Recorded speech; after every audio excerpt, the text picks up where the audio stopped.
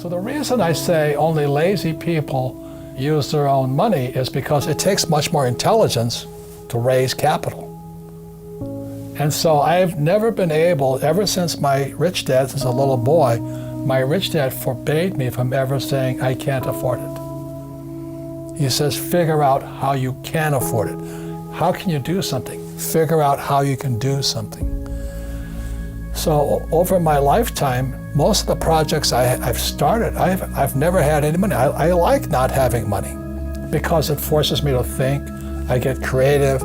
I have to educate myself. I have to talk to rich guys. Hey, how'd you do this? How'd you do that? How'd you do that? And what has happened to me, I just turned 72, I've never needed money.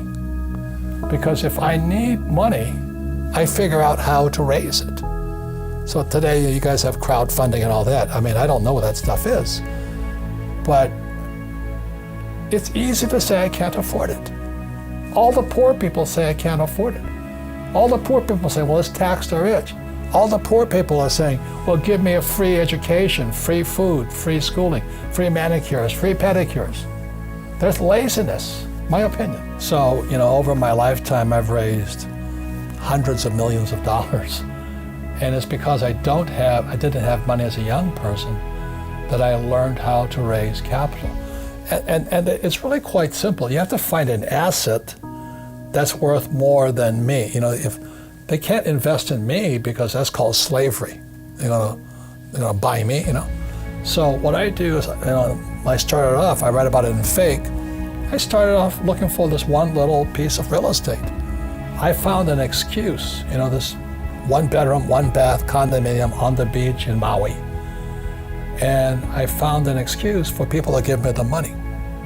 All I had to do is assure them I'd pay them back. So my first deal was an infinite return deal. I had no money in the deal because it was 100% debt. It was an $18,000 condo. You can't touch them for that much anymore, but the economy was bad. So I buy this $18,000 condo. The guy wanted 10% down. You don't need higher math. 10% of 18,000 is how much, sports fans? $1,800. I could have used my money. I had the money. But that would be too easy. Only lazy people use their own money. And that's what really pissed off a lot of people out there. You calling me lazy? I said, yes, I am. Because you're the same type of person who will say, I can't afford it. I can't do that. That's the problem. It's up here. It's the real estate between this ear and that ear. I can't do that. Most of my family say, well, I can't afford it. My father taught him to say that. My mother taught him to say that. My rich dad should never say that. Let me ask you this question. You work for the rich dad company. How much of my money is in this company? Zero.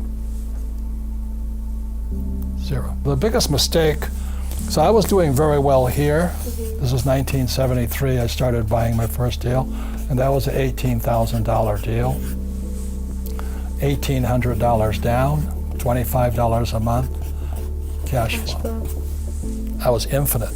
So then I kept doing that. I had a lot of property. And then I decided I'd go here. So my first business was a nylon and Velcro surfer wallet business. And it didn't sell.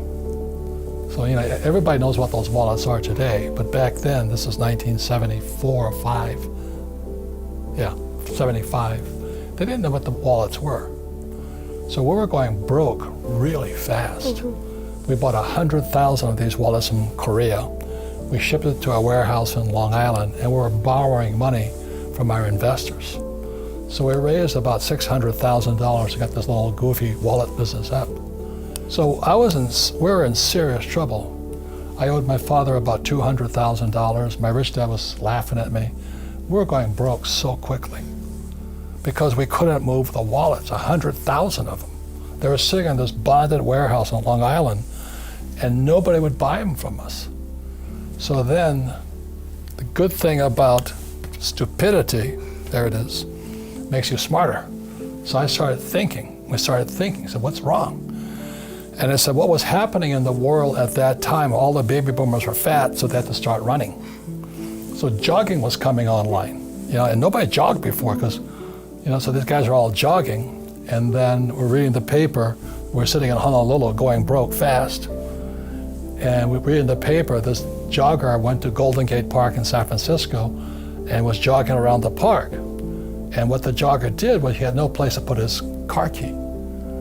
So what did they do? He puts it on the front tire of his car and goes for a jog around the park. So we're reading this newspaper, and voila, when he comes back to his car, the car wasn't there. Oh gosh. So the guy says, they stole my car. Oh my goodness. And so the question was on the headline of the newspaper article, what does a jogger do with their key?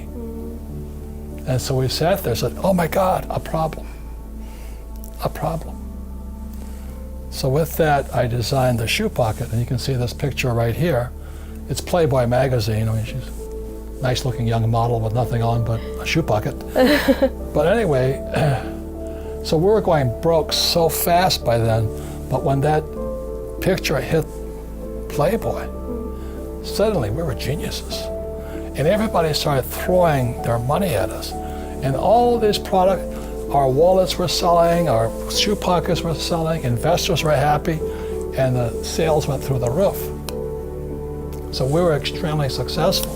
So we went from risk, stupid, smarter, successful.